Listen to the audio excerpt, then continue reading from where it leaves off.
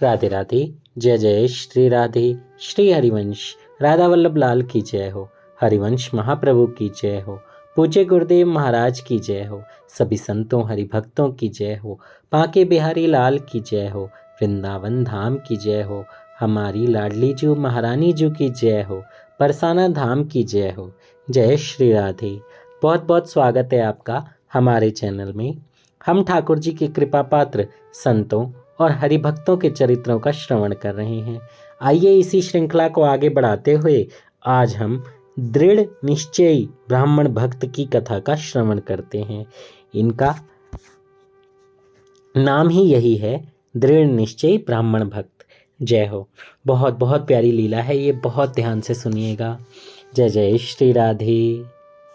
कृष्णनगर के पास एक गांव में एक ब्राह्मण रहते थे। वे पुरोहित का काम करते थे। एक दिन यजमान के यहाँ पूजा कराकर घर लौटते समय उन्होंने रास्ते में देखा कि एक मालिन एक ओर बैठी साग बेच रही है और भीड़ लगी है। कोई साग तुलवा रहा है तो कोई मोल कर रहा है। पंडित जी रोज उसी रास्ते से जाते और उस साग वाली को भी वहीं देखते। एक दिन किसी जान पहचान के आदमी को साग खरीदते देखकर वे भी वहां खड़े हो गए। उन्होंने देखा साग वाली के पास एक पत्थर का बाट है। उसी से वह 5 सेर वाले को 5 सेर और 1 सेर वाले को 1 सेर साग तोल रही है। एक ही बाट में सब तोलों में समान काम देता है। पंडित जी को बड़ा आश्चर्य हुआ। उन्होंने साग वाली से पूछा, तुम एक ही पत्थर के बाट से कैसे सबको तोल देती हो? क्या सबका वजन ठीक उतरता है? पंडित जी के परिचित व्यक्ति ने कहा, हाँ पंडित जी, यह बड़े अचरज की बात है। हम लोगों ने कई बार इससे लिया और लिए हुए साग को दूसरी जगह तोलकर आजमाया है, पूरा वजन उतरा है। पंडित जी ने कुछ रुककर साग वाली से कहा, बेटी यह पत्थर मुझे दोगी? साग वाली बोली, नहीं बाबा जी, तुम्हें नहीं दूंगी। मैंने बड़ी कठिनता से इसको पाया है। मेरे सेर बटखरे खो जाते तो घर जाने पर माँ और बड़े भाई मुझे बहुत मारते। 3 वर्ष की बात है, मेरे बटखरे खो गए। मैं घर गई तो बड़े भाई ने मुझे बहुत मारा। मैं रोती रोती घाट पर आकर बैठ गई और मन ही मन भगवान को पुकारने लगी।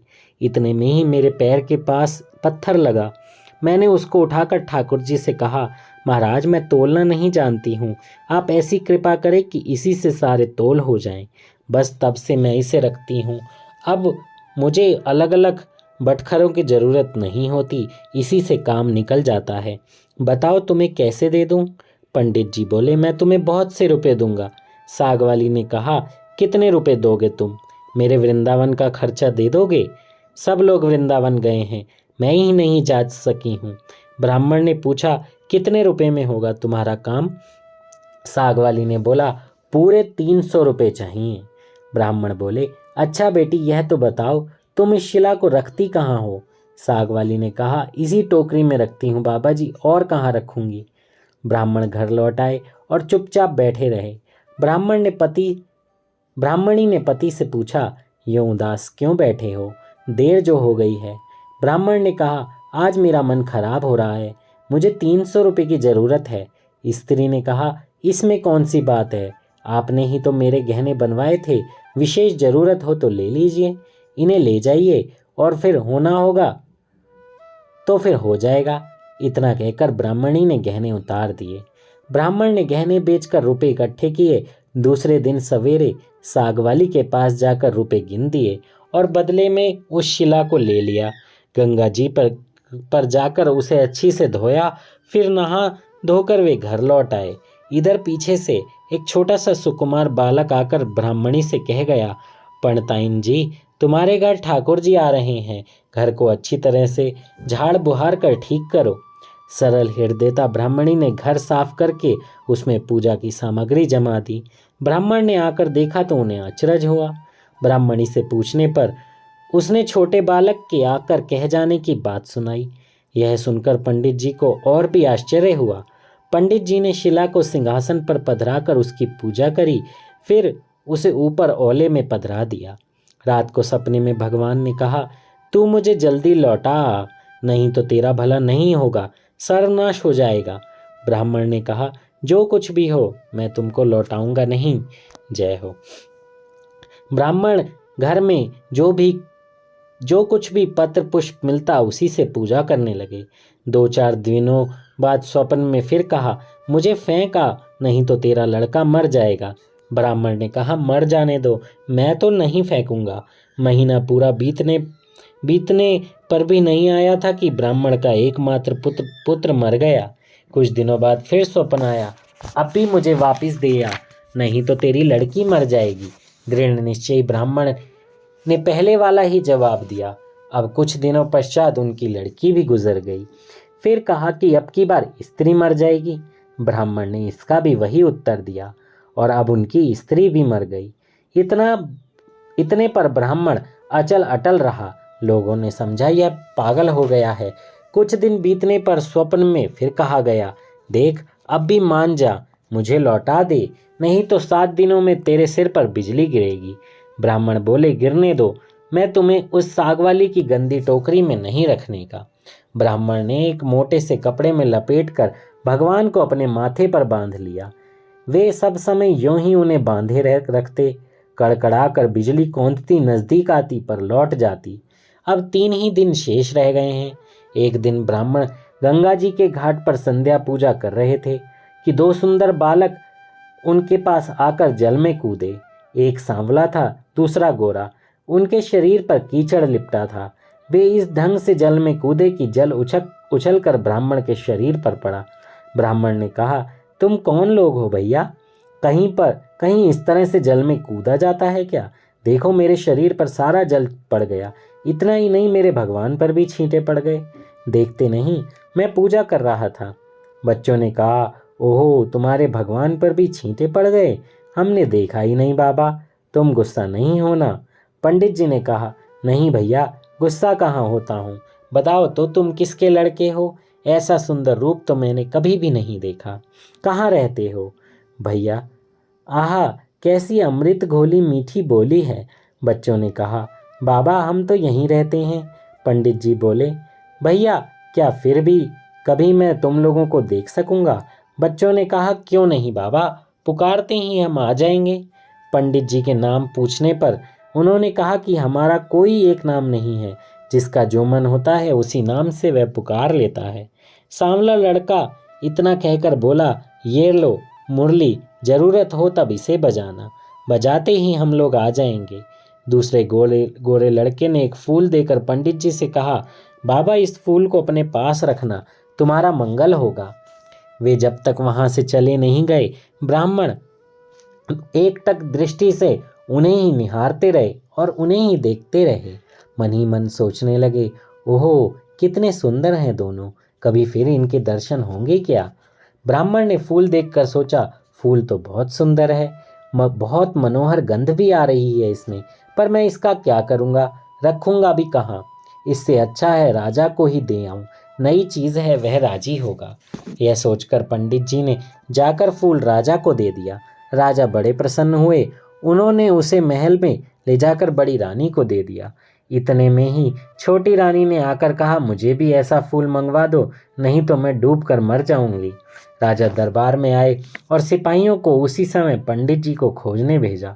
सिपाहियों ने ढूंढते ढूंढते जाकर देखा, ब्राह्मण देवता सिर पर सिला बांधे पेड़ की छाया में बैठे गुनगुना रहे हैं। वे उनको राजा के पास लिवा लाए। राजा ने कहा, महाराज वैसा ही एक फूल और चाहिए। पंडित जी बोले, राजन मेरे पास तो वह एक ही फूल था, पर देखिए चेष्टा करता हूँ। ब्राह्मण उन लड़कों की खोज में निकल पड़े। अकस्मात उन्हें मुरली वाली बात याद आ गई। उन्होंने मुरली बजाई। उसी समय गौर शाम जोड़ी वहां प्रकट हो गई। ब्राह्मण रूप माधुरी के पान में मतवाले हो गए। कुछ देर बाद उन्होंने कहा, भैया वैसा ही एक फूल और चाहिए। मैंने तुम्हारा दिया हुआ फूल राजा को दिया था, अब राजा वैसा ही एक फूल और मांग रहा है। गोरे बालक ने कहा, फूल तो हमारे पास नहीं है, परंतु हम तुम्हें एक ऐसी जगह ले जाएंगे जहां वैसे फूलों का बगीचा है, तुम आंखें बंद करो। ब्राह्मण ने आंखें मूंद ली। बच्चे उनका हाथ पकड़कर ना मालूम किस रास्ते से बात की बात में कहाँ ले गए। एक जगह पहुंचकर ब्राह्मण ने आंखें खोली, देखकर मुग्ध हो गए। बड़ा सुंदर स्थान है, चारों ओर सुंदर सुंदर वृक्ष लता आदि पुष्पों की मधुर गंध से सुशोभित हैं। बगीचे के बीच में एक बड़ा मनोहर महल है। ब्राह्मण ने देखा तो वे बालक गायब थे। वे साहस करके आगे बढ़े। महल के अंदर जाकर देखते हैं, सब ओर से सुसज्जित बड़ा सुरम्य स्थान है। बीच में एक दिव्य रत्नों का सिंहासन है। सिंहासन खाली है। पंडित जी ने उस स्थान को मंदिर समझकर प्रणाम किया। उनके माथे में बंधी हुई ठाकुर जी की शिला खुलकर फर्श पर पड़ गई। ज्यों ही पंडित जी ने उसे उठाने को हाथ बढ़ाया, वह की शिला फटी और उसमें से लक्ष्मी नारायण प्रकट होकर शून्य सिंहासन पर विराजमान हो गए। भगवान नारायण ने मुस्कुराते हुए ब्राह्मण से कहा, हमने तुमको कितने दुख दिए, परंतु तुम अटल रहे। दुख पाने पर भी तुमने हमें छोड़ा नहीं, पकड़े ही रहे। इसी से तुम्हें हम सशरीर यहाँ ले आए हैं। जो भक्त स्त्री, पुत्र, घर, गुरुजन, प्राण, धन, इहलोक परलोक सबको छोड़कर हमारी शरण में आ गया है, भला हम उसे कैसे छोड़ सकते हैं। इधर देखो, यह खड़ी है तुम्हारी सहधर्मिणी, तुम्हारी कन्या, तुम्हारा पुत्र, ये भी मुझे प्रणाम कर रहे हैं। तुम सबको मेरी प्राप्ति हो गई। तुम्हारी एक की दृढ़ता से सारा परिवार मुक्त हो गया। जय हो, जय हो। पूज्य गुरुदेव महाराज भी यही कहते हैं कि सिर्फ एक आसरा प्रभु का हो और किसी से कोई आसरा नहीं हो। कोई बात हो, दुख हो, सुख हो, प्रभु से हो, प्रभु से शुरू हो, प्रभु पे ही खत्म हो। दूसरे लोगों को आप कितना भी अपने साथ जोड़ लें, वो आपके सुख में सुखी हो जाएं, ऐसा होना बहुत मुश्किल है। हो भी जाएंगे, पर उनको मन ही मन ये कुचटता रहेगा कि तुम खुश हो। सिर्फ एक प्रभु ही हैं जो हमारे सुख में भी खुशी होते हैं और दुख में वो हमारे साथ रहते हैं। वो हमें हिम्मत देते हैं, हमारी सहायता करते हैं, हर जगह हमको संभालते हैं। जय हो, जय श्री राधे। कितनी प्यारी कथा थी ये, और एक इतनी प्यारी कथा से हमने क्या सीखा? यही सीखा कि किसी भी हालत में भगवान को नहीं छोड़ना है, भले कुछ भी हो जाए, क्योंकि सब आएंगे जाएंगे, ये मृत्यु लोक है। और लेकिन प्रभु हमारे साथ रहेंगे, वो कहीं नहीं जाएंगे। जय हो, जय श्री राधे। श्री हरिवंश। कथा कहने में मुझसे कोई त्रुटि हुई हो तो क्षमा कर दीजिएगा। जय श्री राधे। श्री हरिवंश। जल्दी से चैनल को सब्सक्राइब कीजिए और ये कथा ज़्यादा से ज़्यादा लोगों तक शेयर कीजिए। भक्तमाल कथाएं जितनी ज़्यादा हो सकें, ज़्यादा से ज़्यादा लोग सुनेंगे तो कृपा ही होगी। जय हो, जय श्री राधे।